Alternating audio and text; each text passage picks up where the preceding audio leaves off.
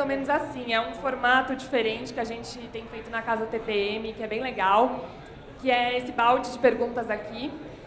A gente foi colhendo perguntas de vocês, os alunos mandaram bastante, a galera do jornalismo, obrigada. E aí, enfim, nem sei muito o que está aqui, o Facundo também não sabe. A gente vai sortear perguntas e fazer, enfim. Tá preparado, né? Tô. Vamos lá. Acho que antes da gente A gente poderia falar um pouquinho sobre qual que é o tema geral, né, do que a gente vai tratar aqui. Que eu acho que é uma ansiedade com relação ao futuro, que se você não estiver sentindo, sinto muito, mas você está completamente desconectado do espírito do tempo. E eu sou muito preocupado com o futuro.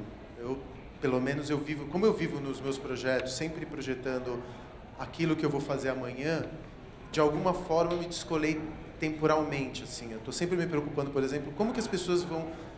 E o que o Gulani falou agora há pouco, que a gente precisa de narrativa, são duas verdades. A gente precisa se expressar através de narrativas e a gente vai precisar se encontrar de alguma maneira, em real life. Não só através de plataformas digitais, mas o contato humano é uma necessidade que nos acompanha como espécie. E eu fico me perguntando muito, o que vai ser um bar amanhã? O cinema não vai ser mais o cinema. A gente está vendo... Eu acho que o fato das salas de cinema terem começado a desaparecer, primeiro pelas salas de cinema de rua, pegando o gancho da discussão anterior, e agora pelo VOD, as salas de cinema, inclusive dos grandes complexos, estarem passando por uma dificuldade, representa uma relação com o espírito do tempo, da maneira como a gente consome audiovisual, da maneira como a gente se relaciona com múltiplas telas ao mesmo tempo. E eu acho que os negócios eles precisam responder politicamente ao espírito do tempo. Caso contrário, eles começam a ficar obsoletos. Então, estruturas como restaurantes, bares, casas de show, onde aconteceu nossa produção cultural. E São Paulo é uma cidade que é muito voltada para dentro, né? Diferentemente do Rio de Janeiro, que tem suas paisagens, seus campos afetivos. O Cristo Redentor nunca vai mudar de lugar até o Apocalipse. Já São Paulo não. Os lugares que eram os lugares onde a produção cultural de São Paulo foi produzida, à exceção talvez do Teatro Municipal, que foi palco da Expressão da Semana de 22, que talvez seja uma dos maiores legados que os paulistanos têm, esse vai continuar, mas os lugares, por exemplo, o Longchamp, o Riviera, os lugares que eram importantes para a produção intelectual da inteligência paulistana ali da década de 50, 60, 70, desapareceram com o passar dos tempos porque, enfim, empreendedores faliram, o negócio mudou, disputas societárias e tudo mais. E quando a gente começa a olhar para esses palcos onde acontecia a produção e se pergunta o que vão acontecer com esses pequenos palcos no futuro, palco no sentido mais amplo, né? Um bar é um palco também, um palco para um bartender, mas também é um palco para os dramas humanos acontecerem. E eu sou muito interessado nisso. Como é que vai ser o cinema de amanhã? Eu tento responder essas questões, porque me aflige não só o amanhã, mas me aflige também como que a gente vai conseguir se conectar mais além de uma tela. Agora, pegando esse gancho da instabilidade, né, que é um pouco o que a gente está falando aqui, você parece ser um cara que lida muito bem com isso, assim, né? Você tem uma, não sei, para quem vê de fora, uma facilidade de criar e matar projetos, assim. Acho que dessa lista toda que você falou, grande parte são projetos que você já matou ou já passou adiante, né, que não estão mais com você. E acho que assim uma das angústias é como é que a gente se prepara para essa instabilidade, né? Então, conta um pouco da sua experiência, assim, como é que você encara isso? Qual que é o segredo para estar em constante movimentação? Assim? Você sabe o que eu me dei conta? Que a estabilidade é uma ilusão. A verdade é a entropia. O resto é ilusão. A ilusão de que a gente vive de algum nível, com algum nível de estabilidade, é ilusória. A gente não tem estabilidade para absolutamente nada. O mundo está sempre se transformando, o seu corpo está se transformando, as relações estão se transformando, e você esperar que as coisas continuem da mesma maneira por um delta de tempo superior a algumas semanas ou meses, é que é ilusório. Então, a estabilidade... É que agora a incerteza está ficando cada vez mais imaterial. Por exemplo, eu estudei nesse colégio aqui, no FAAP, eu fiz o 3º ano. Quando eu estudava na FAAP, eu tinha medo da guerra nuclear. As pessoas que eram da minha geração vão se lembrar que a gente tinha medo do mundo acabar numa grande bola de fogo com o céu ficando lilás. por conta da relação da Guerra Fria entre a União Soviética e Estados Unidos. Mas o medo era tangível, a gente sabia que a destruição estava num botão vermelho, que poderia ser acionado por um louco maníaco num dado momento. Mas o poder era concentrado num rosto, numa potência, o poder era mais tangível. A minha insegurança hoje vem do algoritmo, vem da inteligência artificial, vem da bioengenharia, coisas que eu não entendo. Eu não consigo... E quando você não entende, quando você compreende algum determinado assunto, o medo é uma resposta a isso.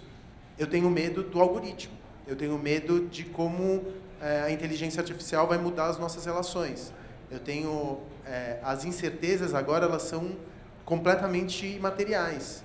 Quando antigamente, ou nas outras gerações, elas eram palpáveis. De todos esses negócios que você estava falando, já trazendo para a minha realidade, os negócios, a partir do momento que eles pararam de responder, de se conectar com o espírito do tempo, eles desapareceram. E foram poucos, na verdade. Na verdade, eu devo ter negócios que eu fechei, foram 3. Que eu fechei por alguma razão. O Vegas não foi por vontade minha, foi por especulação. O Volt foi porque eu resolvi transformá-lo no Panam. Tipo, e o Mirante, por exemplo, não está mais com Não, você. o Mirante nunca foi meu, o Mirante é da cidade.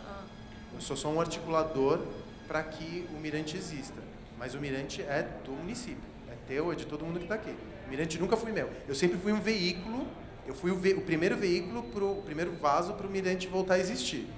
Mas uma vez cumprido esse ciclo, agora é a Dulce que está transformando com uma visão muito mais feminina o que o Mirante tem que ser para a cidade. E o Mirante é um canvas, ele não é de ninguém. Não é a iniciativa privada, que eu acho uma coisa muito inteligente, porque a municipalidade não tem capacidade de investimento nisso. É a iniciativa privada cuidando, segundo determinadas regras, do espaço público. Eu acho que não é a melhor das alternativas, mas eu acho que o que temos hoje é possível. Mas antes, então, da gente começar o balde, conta um pouco também da sua trajetória, assim, da primeira vez que você se jogou nessa instabilidade do empreendedorismo, né? Porque você teve uma carreira antes no mundo corporativo, e aí chegou uma hora que você resolveu se jogar, sem saber muito onde ia dar, e como foi isso? Na verdade, eu nunca quis ser empreendedor, porque não existia essa palavra quando eu era adolescente, não existia. Ninguém falava de empreendedorismo, falava-se de montar o seu próprio negócio. E montar o seu próprio negócio era sinônimo de derrota. Significava que você não tinha conseguido um emprego, e aí você ia montar o seu boteco, sua borracharia. Não tinha... O que aconteceu hoje é que o empreendedorismo, diante da falência das relações formais de trabalho, o empreendedorismo é um lugar onde quem está desempregado se refugia. Porque ele te empresta uma identidade de, pelo menos, eu estou me empreendendo, eu vou ter meus projetos. Como identidade, o empreendedorismo te conforta, porque aí você começa a falar startup, inovador, pensar fora da caixa, disruptivo, que é uma palavra que eu amo. Você começa a se apropriar de uma gramática do empreendedorismo e ele te empresta uma certa dignidade, porque, na verdade, você está ferrado, você está desempregado. Está ali analisando projetos. E você está fazendo o projeto, porque, e além do mais, em São Paulo, que a gente tem uma cultura tóxica, onde a identidade vem através do trabalho. O que você é o seu trabalho. Aqui é a segunda pergunta que você faz. Qual é o teu nome e o que você faz? Quando você falava, meu nome é tal, eu estou em um projeto. Eu estou com uns projetos. Eu tenho 9 projetos. Literalmente, eu tenho 9 projetos que eu estou tocando exatamente nesse momento. Quantos deles vão se realizar? Talvez 1 ou 2. Mas eu tenho 9 projetos. Todo mundo em São Paulo tem projeto. E todo mundo é empreendedor. Porque onde que vai ter emprego com CLT? Cada vez menos. E ainda mais nesse governo. Então, talvez, daqui a pouco, a gente vai ter que inventar nosso próprio caminho. Aí você vai ter uma fragilidade da gig economy. Aí você vai ter que... Porque também, empreendedor agora vem de, sei lá, vendedor de Renault. Já é empreendedor. Você está no Uber, você é empreendedor. Então, o empreendedor é muito mais uma casca identitária que te dignifica perante uma sociedade que valoriza o trabalho acima de qualquer outra coisa, do que efetivamente alguma coisa que exista. E tem um monte de gente que explora a ingenuidade alheia vendendo empreendedorismo de palco, falando que existe meritocracia, dizendo que se você tiver fé em si mesmo, você vai ser bem-sucedido, que são pastores de igreja pentecostal, praticamente, né? Então, tem essa coisa do empreendedorismo que é... Eu não queria ser empreendedor, eu gosto de 13º, Conta um férias. pouco da sua trajetória, assim. Por que você lá... Porque eu fui demitido. Eu estava super bem confortável, 30 anos, ganhando bem, trabalhava na América Online, eu fiz engenharia, saindo aqui da FAP, fiz engenharia de alimentos na Mauá, depois eu fiz jornalismo na PUC, e aí eu fiz mestrado e doutorado em ciência política na PUC também. Eu estava super bem, estava trabalhando na América Online, .com, bolha da internet, ganhando maior grana, e de repente me ejetaram, porque obviamente aquilo ali era uma viagem de ácido no país. Mas aí você podia ter arrumado outro emprego e você resolveu... Não dava, porque a internet ela distorceu o campo do trabalho. Então eu ganhava muito jovem e com uma posição hierárquica muito alta. Para eu voltar para o mercado de trabalho, eu ia ter que retroceder 3 casas. E aí o que acontece no teu currículo? Quando você volta, você vai ser motorista de Uber depois de ter sido gerente. Você nunca mais consegue um emprego. E o currículo, na verdade, é uma narrativa que tende ao infinito, ao cargo do CEO.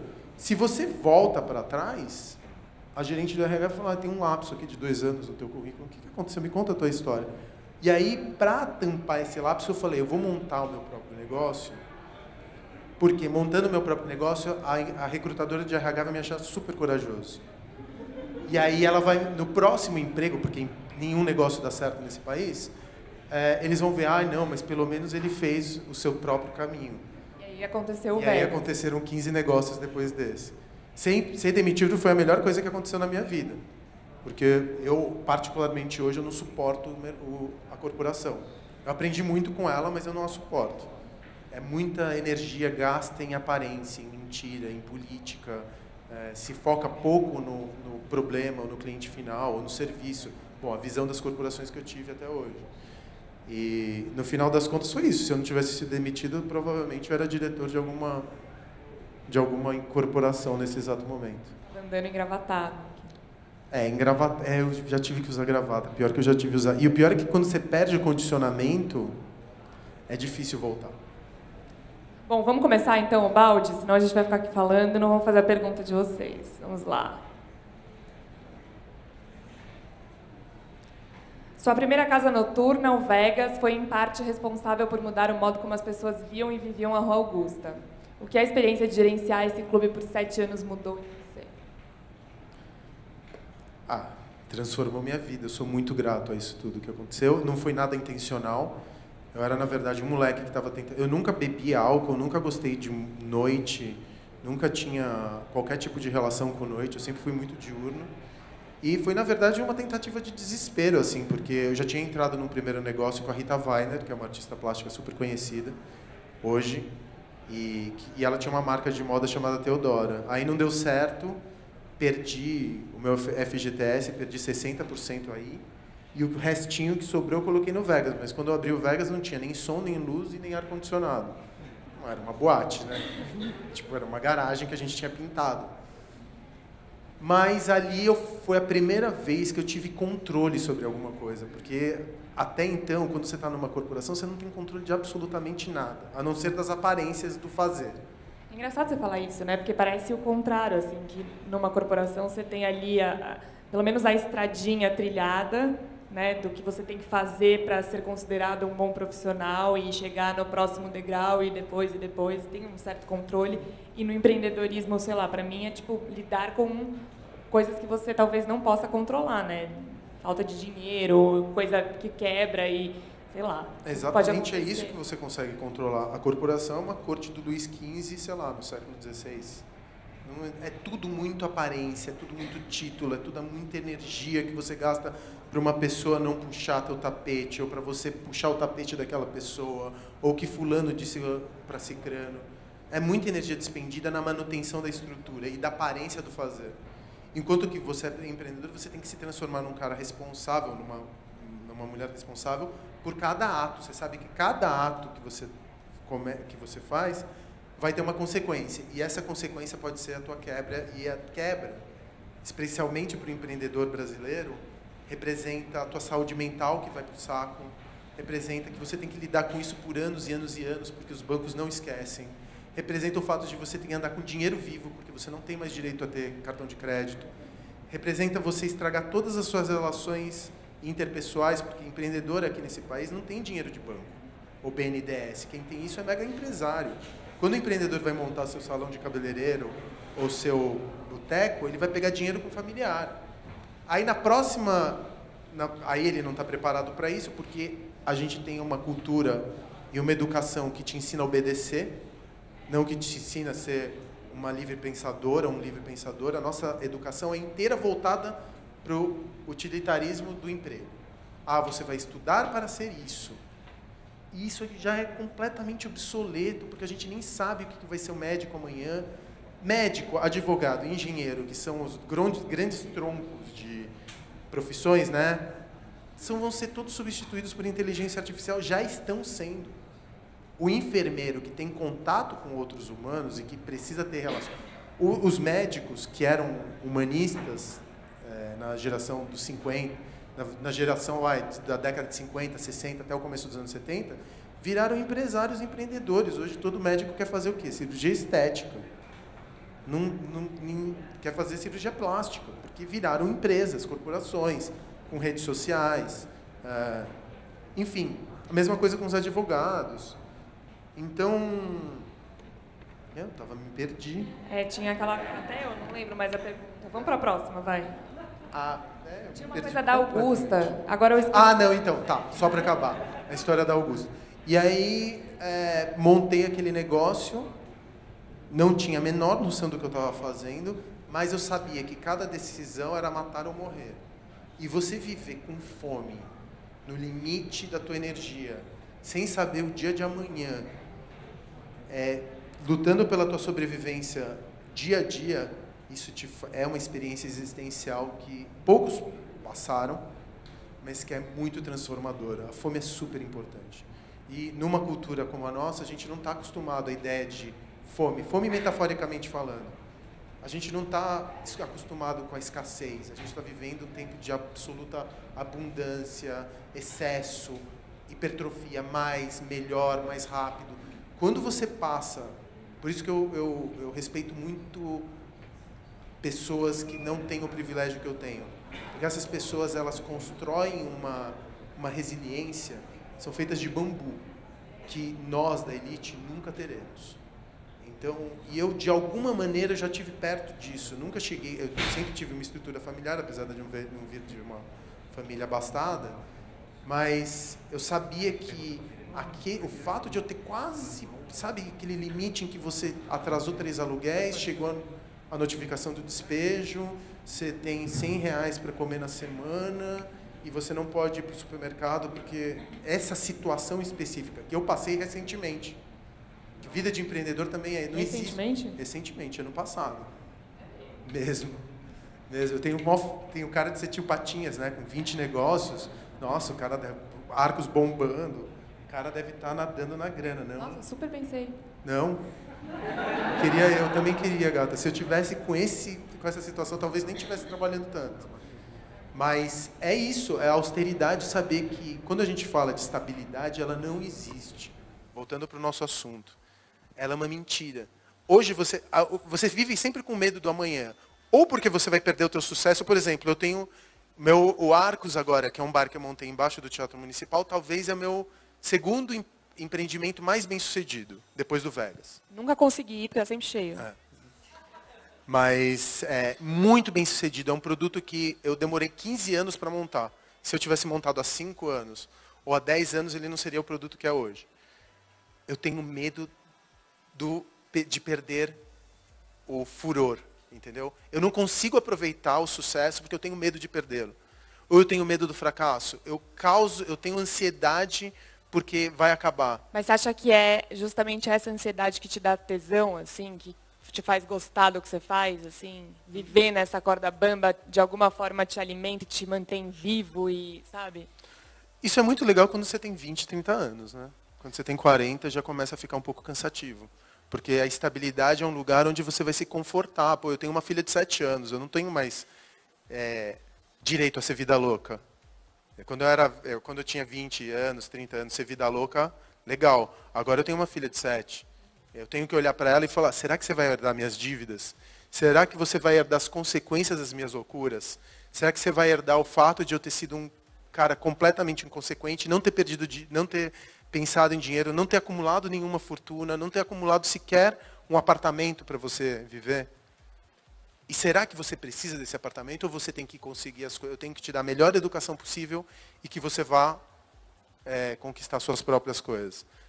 Então, essa estabilidade que a gente pretensamente viveu, sei lá, no período histórico dos últimos, descontando os últimos 2 anos, 3 anos, e um pouco para trás, ela não existiu nunca. Talvez você tivesse a ilusão de estabilidade, mas o seu corpo está se deteriorando a todo momento, as relações sociais estão se deteriorando a todo momento, e não entendo vida senão como uma luta constante contra a entropia. Enquanto se você não estiver lutando no calor do dia a dia, tentando deixar as coisas um pouquinho mais controladas, eu não sei que tipo de vida é esse. Por isso que rico é depressivo. Porque uma vez que você está com a vida ganha, você vai pensar no quê? Vai trocar de carro a cada 2 anos? Vai comprar mais um iate? Eu não consigo entender o fetiche pelo jatinho como o ápice do consumo. Que coisa mais, quer dizer, que coisa mais entediante. Eu não quero ser rico. Eu nunca vou querer. Eu gosto não gosto de viver não tão no aperto, mas o medo, não o medo, porque o medo é conservador, mas a fome como metáfora, ela é super importante para uma vida que eu acho que é uma vida que, para mim, é a vida que eu quero para mim. Eu preciso de um pouco de fome. A partir do momento que eu não tenho fome, eu emburreço. Vou sortear a próxima, tá?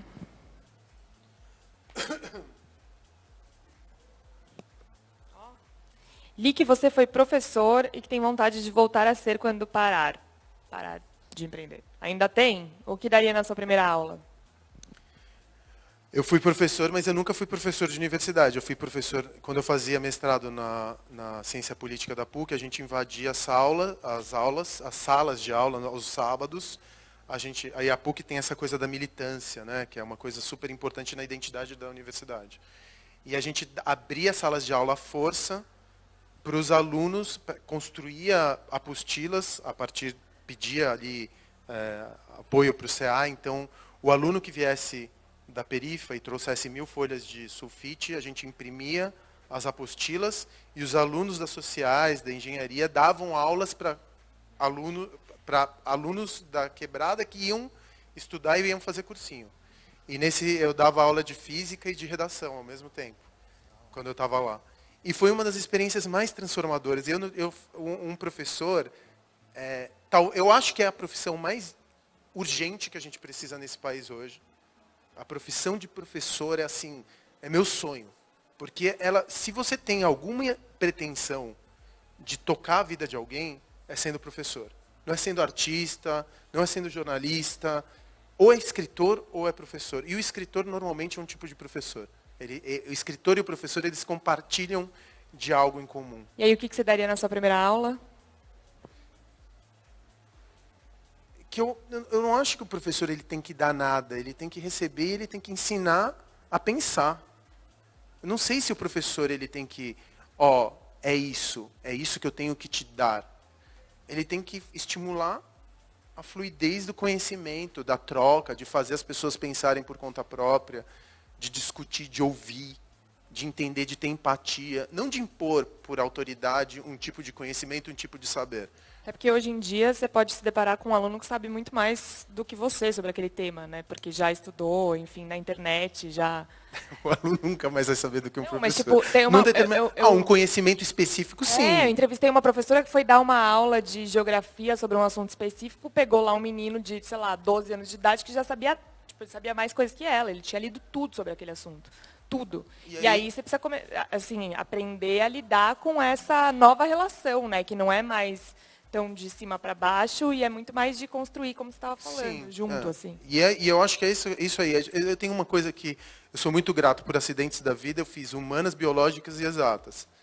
E fazendo humanas, biológicas e exatas, eu tenho uma visão um pouco mais multidimensional de qualquer assunto que eu vejo. Eu falo, a engenharia me ensinou a ver isso daqui, mas a ciência política por aqui, e as biológicas talvez por aqui. Tá, eu consigo entender que isso aqui tem múltiplas dimensões.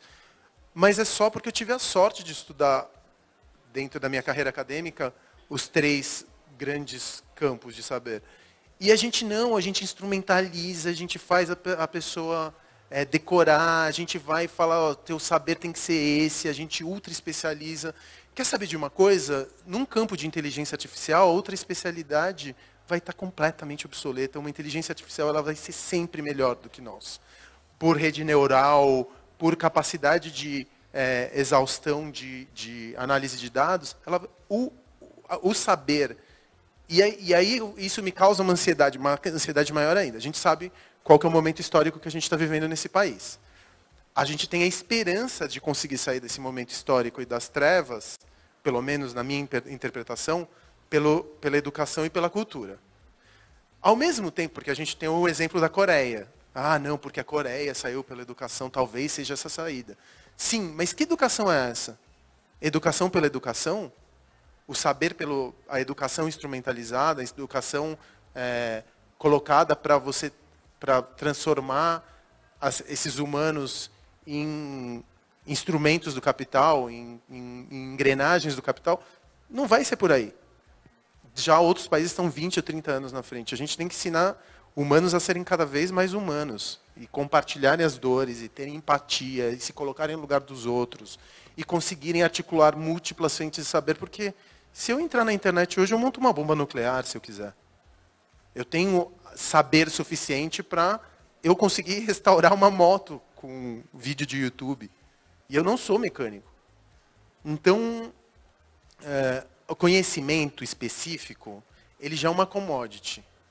A capacidade de articulação de conhecimentos específicos, ela sim, e quando a gente fala de criatividade, inovação, é isso, é pegar Lé, Cré, não existe mais nada novo. É pegar Lé, Cré e juntar isso, e isso transforma-se em alguma coisa que vai ser aplicada a um problema humano. E eu não vejo quase ninguém fazendo isso, quase ninguém falando sobre isso. Eu não vejo a educação, a maneira como a gente educa crianças, jovens nesse país, ela incita a obsoleta. Isso me causa mais ansiedade ainda, porque eu falo, bom, e qual que é a saída? Sorteei uma outra já. Como acha que a sua atuação ajudou no desenvolvimento de São Paulo nos últimos anos? Seria muito pretensioso falar isso, que eu ajudei alguma coisa. Conta um pouco, tudo bem, sem a pretensão aqui da pergunta, que eu estava te admirando. Conta um pouco da sua relação com a cidade, e dessa coisa de você achar novos lugares e resgatar isso, que de alguma forma você está ali cuidando dos patrimônios da cidade, né? E é bem legal. Conta Mas aí. então, mais uma vez, é por uma questão egoísta. Eu estou no campo do capitalismo, eu não sou poder público. Eu tenho que sobreviver com lucro. Então, o que acontece é que, como uma consequência secundária ou terciária do fato de eu procurar o lucro, eu me aproprio de lugares históricos por 2 razões. E todas elas muito egoístas e nada altruístas. A primeira delas é, a partir do momento que você está cuidando de um patrimônio histórico, você já tem uma moldura de narrativa. E essa moldura de narrativa, a folha em branco te assusta. A tradução, nem tanto. Se você tem o saber, obviamente, para traduzir. Então, a partir do momento que eu trabalho com uma moldura de um imóvel histórico, eu falo, tá, eu sei de onde eu tenho que partir, eu não estou partindo da folha em branco. Então, isso facilita muito o meu trabalho. Por um outro lado, tem uma questão de um menino argentino, e aí, mais uma vez, uma questão egóica, de um menino argentino que não deixavam ser argentino no país não é das coisas mais confortáveis. Eu preciso contar isso para vocês.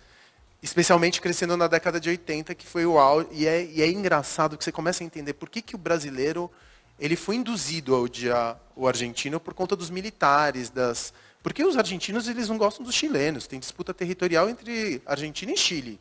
Mas não tem problema entre argentino e brasileiro. Não é recíproco o ódio. O ódio foi alimentado pelos militares porque você precisava formar uma identidade de país através de um inimigo. E aí o argentino virou nosso grande inimigo. Agora talvez sejam os franceses, os venezuelanos, os argentinos. De repente, daqui a pouco, vai ser também. Então a gente precisa odiar um povo para se afirmar. É uma estratégia antiga de dominação. E eu cresci no meio disso. Então eu não conseguia me ver brasileiro porque não me deixavam. Só que como eu cresci aqui na Santa Cecília, São Paulo sempre foi meu território. Minha mãe era vendedora ambulante. E meu avô era vendedor ambulante. Minha mãe vendia empanada e meu avô bala de coco. E eu saía com eles. E São Paulo sempre careceu de identidade. Era uma cidade do capital, do carro, do shopping center, túmulo do samba, blá, blá, blá, blá. Todas essas identidades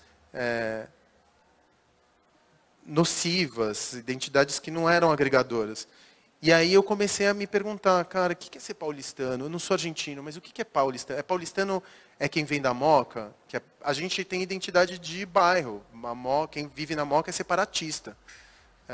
Aqui eu morava na Santa Cecília, a gente tinha síndrome de vira-lata com Higienópolis. E a gente brigava com a Barra Funda. E Higienópolis brigava com Perdizes. E tinha gangue. Então a identidade de bairro era muito mais forte que a identidade de cidade. E ainda é hoje. Se você for numa Paulista aos domingos e mostrar a bandeira do Estado e a bandeira da cidade, 8 em 10 paulistanos vão apontar a bandeira do Estado como a bandeira da cidade. A gente está mudando isso nessa próxima geração que está vindo. E eu sempre me perguntava, o que é ser paulistano? O que é ser paulistano? O que significa ser paulistano? E aí não tem jeito, porque São Paulo é uma cidade de paisagem humana.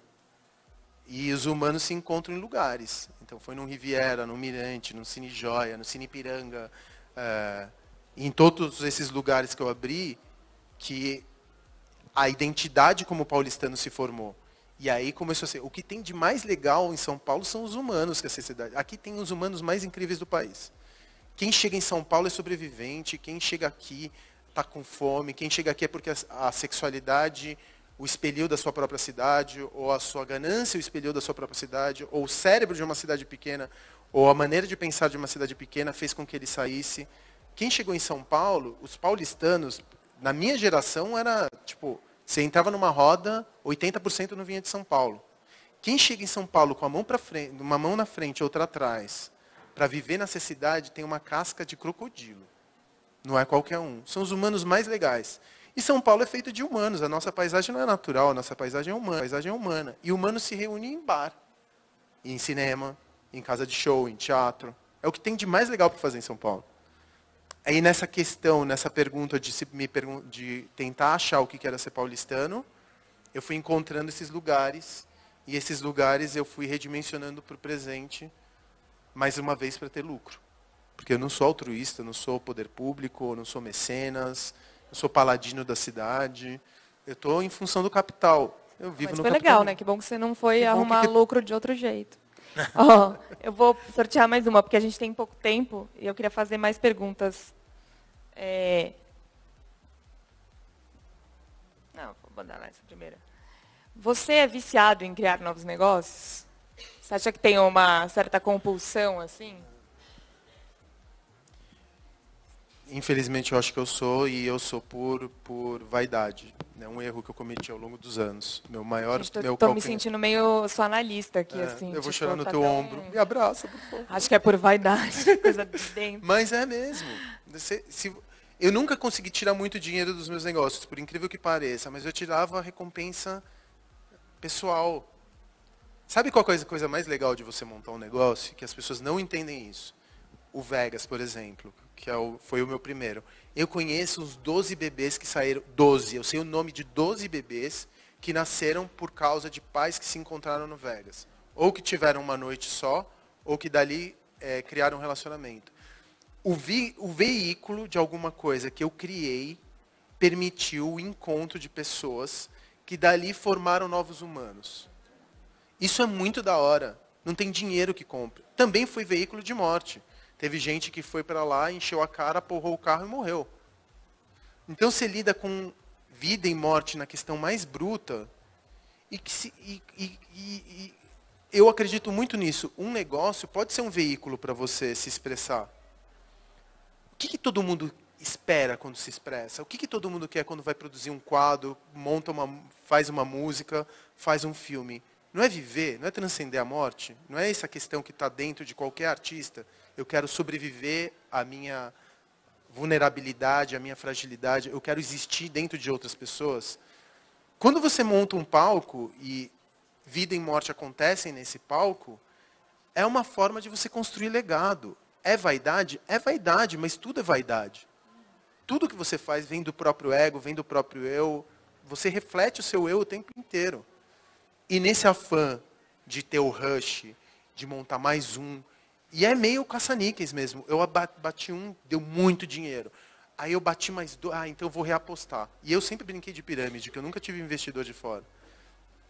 Então eu pegava o lucro de um e botava no outro. Botava, nesse aqui não deu certo, mas tudo bem, eu estou feliz, então tá tudo, é isso que conta. Aí pego mais um e jogo. E isso que me levou à quebra ano passado.